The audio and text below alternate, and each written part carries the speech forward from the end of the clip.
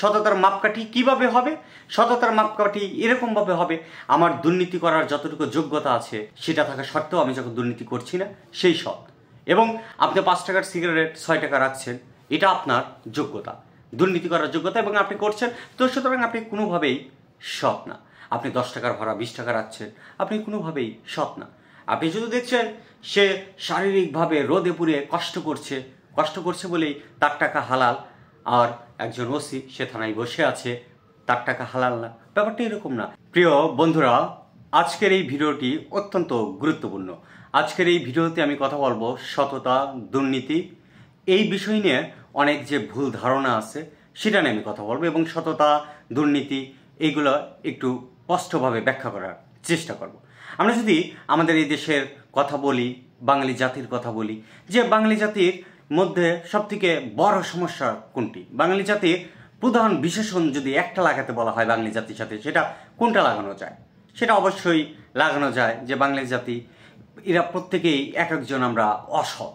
অর্থাৎ মানুষের সব থেকে বড় সমস্যা হলো, দেশের সব থেকে বড় যেটা সমস্যা সেটা কি? দুর্নীতি। আমরা সবাই অসৎ, এক একজন বড় ধরনের ধাপ্পাবাজ, অসৎ। এটা মানুষের প্রধান এবং প্রথম সমস্যা। কিন্তু ব্যাপার হলো, আমরা যখন সততা নিয়ে কথা বলি এবং দুর্নীতি নিয়ে কথা বলি, দুর্নীতি নিয়ে কথা বলতে গেলে আমাদের প্রথমে চোখের সামনে কি ভেসে ওঠে? আমাদের চোখের সামনে ভেসে ওঠে আমলা, মন্ত্রী, ওসি থেকে শুরু করে থানার কনস্টেবল পর্যন্ত, তাদের চেহারা আমাদের চোখে ভেসে ওঠে। আমরা মনে করি এরা এক একজন দুর্নীতিবাজ, আর সবাই সাধু। ব্যাপারটি কি তাই? মানে ব্যাপারটা এরকম, আমাদের দেশে যারা দিনমজুর আছে, রিক্সা চালক আছে, তাদেরকে মনে হয় এরা খুব খেটে কষ্ট করে টাকা উপার্জন করে, এদের টাকা হালাল, এরা প্রত্যেকেই এক একজন সৎ। এবং থানার ওসি থেকে হাবিলদার, কনস্টেবল, এরা সবাই বড় ধরনের দুর্নীতিবাজ, এবং এদের টাকা সবার হারাম, এরা কেউ সৎ না। আসলে এই সততার সংজ্ঞাটা কি এবং এই দুর্নীতির সঙ্গেই বা কি, এটা আমাদের বুঝতে হবে। আমি প্রথমে বলে নিতে চাই, এদেশের কেউ সৎ না।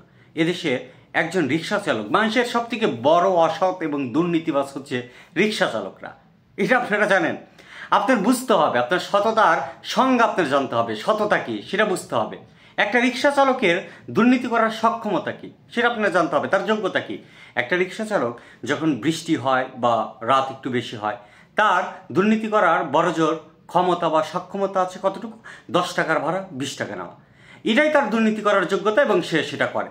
আপনারা জানেন, এবং আপনাদের সবারই এই অভিজ্ঞতা আছে। একটু রাত যখন বেশি হয় বা বৃষ্টির দিন, বা যখন আমরা কোনো অনুকূল পরিবেশ পাই না, বা রিক্সা ভ্যানের প্রচণ্ড অভাব, তখন দেখি তারা হুড় করে দাম বৃদ্ধি ঘটাইছে, এবং এটা আমরা ব্যবসার মধ্যেও দেখি। তো বাংলাদেশের প্রত্যেক মানুষই এক একজন অসৎ, এবং কারোর মধ্যে এই সততা আমরা দেখতে পাই না। থানার ওসির যতটুকু যোগ্যতা আছে দুর্নীতি করার, সে ততটুকু করে। একজন রিক্সা চালকের দুর্নীতি করার যতটুকু সক্ষমতা আছে সে ঠিক ততটুকুই করে। যে মাঠে ঘাটে কাজ করে, তার যোগ্যতা কতটুকু আপনার বুঝতে হবে। হয়তো কাজে একটু ফাঁকি দেওয়া, আপনার সিগারেট খাওয়ার নামে 5 মিনিটের কাছে 10 মিনিট রেস্ট নেওয়া, এটাই তার দুর্নীতি করার যোগ্যতা, সক্ষমতা, এবং সে ততটুকু করে। এবং ওসির কথা আমাদের চোখের সামনে আসে, থানার ওসি, তাকে আমাদের চোখে এত বেশি কেন পড়ে?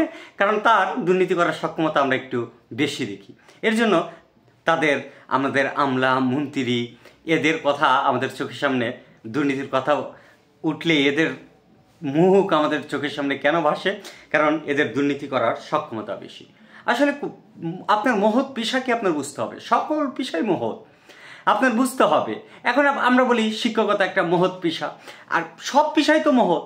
ডাক্তারি পেশা মহৎ পেশা, হ্যাঁ, সব পেশাই মহৎ, কিন্তু এদের দুর্নীতি করার স্কোপ কম, এর জন্য এরা মহৎ হিসেবে থাকে। কিন্তু আমরা দেখেছি, আমরা বালিশ কাণ্ড দেখেছি, আমরা ঘড়ি কাণ্ড দেখেছি, এরা যার যার জায়গা থেকে যতটুকু দুর্নীতি করার জায়গা এরা পায়, এরা দুর্নীতি করে। একটা ঘড়ির দাম 5 লাখ, 10 লাখ, এবং বালিশের দাম 50 লাখ, 1 কোটি হয় বাংলাদেশে।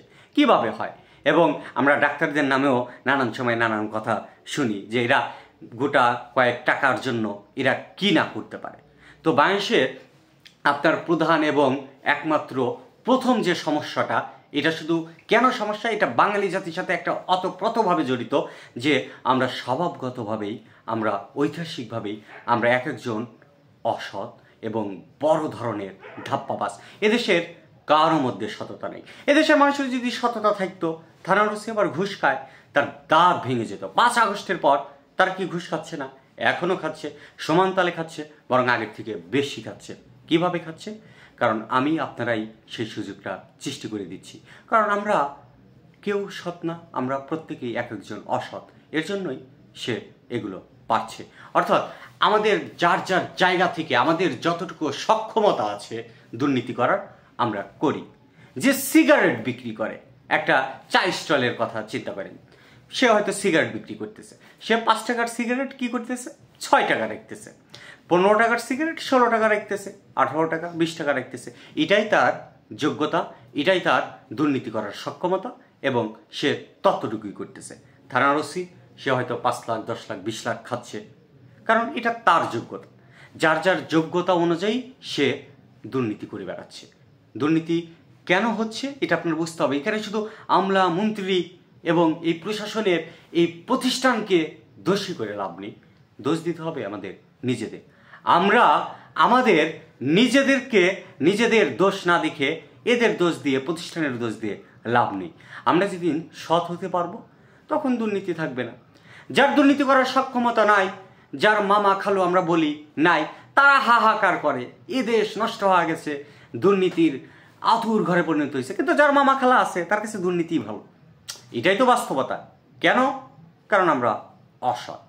তো মধ্য কথা হচ্ছে আপনার সততা এবং দুর্নীতি, এটা আপনার বুঝতে হবে যেটা কি। এটা না বুঝে আমাদের চিল্লাচিল্লি করলে তো হবে না, আমাদের মন গড়া ব্যাখ্যা দিলে তো হবে না। এর মধ্যেও এক নিখুঁত দর্শন আছে, যেটা আমি এতক্ষণ এটারই আলোচনা করলাম।